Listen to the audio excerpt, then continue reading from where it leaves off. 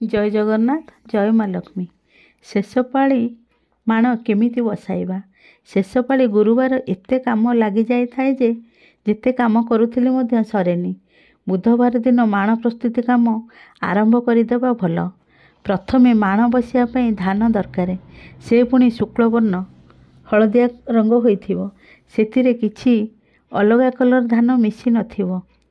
माण पाखे आखु मूला सोरिष फूल अँला नड़िया कदली विभिन्न फल ता संगे फूल दुब बरकली पत्र ए सबू को बुधवार दिन ठारू आनी रखिदेवा।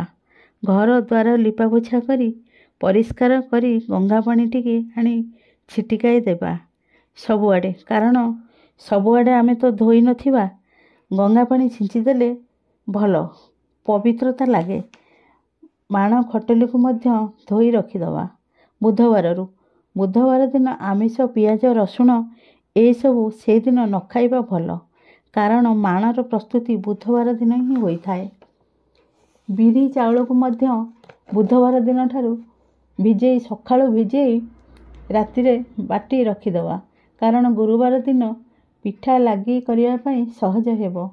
बुधवार दिन रातिरु पादपद्म झोटी पकाई प्रथमे कोठी काटी तापरे पादपद्म पकाइबा। माण जेउ जगार बसंती पद्म मांकर पादपद्म सहित विभिन्न झोटी दिया जाए। आमे ताहाको कोठी कहिथाउ। सबु घरर दुआर बंध ठाकुर घर चौरा पाख एई भली सबु जगार झोटी पका जाए। विभिन्न प्रकार फूल पकाइले भल। ए सबू काम बुधवार सारी दे गुरुवार दिन ब्रह्म मुहूर्तर उठी स्नान सारी शुभ समय देखी माण बसाइबा। आमर माण पाखरे जहा दरकार से सबू को आमे पूजा घरे माण पाखरे रखिथिबा। पूजा कला समय कौनसी जिनिस खोजिबाकू न पड़े। प्रथमे मुख्य द्वार रे कलश स्थापन करी माँ लक्ष्मी को आवाहन करिबा। तापरे लेखा जाइथिबा कोठीरे पूर्वरु धुआ होई झोटी पड़ी रहिथिबा खटुली एवं माण को आनी रखिबा। माण उपरे रखा जाइथिबा शुक्लवर्णर धान को ओजाड़ी धान मेटीरे सजेई एवं एक नुआ पाट वस्त्र माँ को ऊपर घोड़े बहु भली ओढ़ना करी रखिदेवा।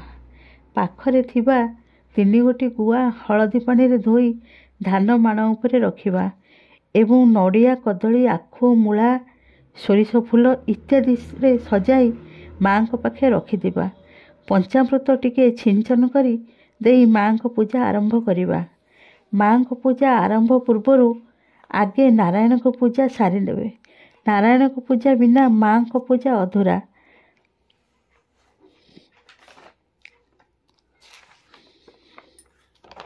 नारायण को पूजा प्रथमे करा जाए। माँ बहुत खुशी होती। पद्म फूल माँकर अति प्रिय। गुरुवार दिन जेमिति हेले भी गोटिए हेउना कहीं पद्म फूल आनी माँ को अर्पण करिवे। माण बसी सारला परे धूप दीप नैवेद्य समर्पण करी माँ को पाखे प्रथमे पणा एवं 10 गोटी मंडा 10 प्रकार पुर रे तैयारी होइथिबा मंडा पिठा लागी हुए। जेउ पणा तैयारी करिवे सेथिरे पइड मिश्री अदा छेना कदली नड़िया क्षीर एवं विभिन्न प्रकार फल मिश्रित होई पणा तैयारी होई माँ को पाखे लागी करा जाए। द्वितीय प्रहर रे बा खरा बेले शंखुड़ी भोग लागी हुए। जेते प्रकार अन्न खेचुड़ी पिठा एवं इत्यादि भोग लागी करि परिबे। संध्या समय रे पोड़ पिठा माँ को पाखे लागी करी माण उठाइबे। माँ को पाखे माण बसा बही पढ़िवे। श्री सूक्त कनकधारा सूक्त माँ को पाखे शरण पशी माण उद्यापन करिवे। संध्या समय पूर्वरु माण उद्यापन कले बहुत भल। केते काहा घरे माण नाही से माँ को मूर्ति पूजा करती।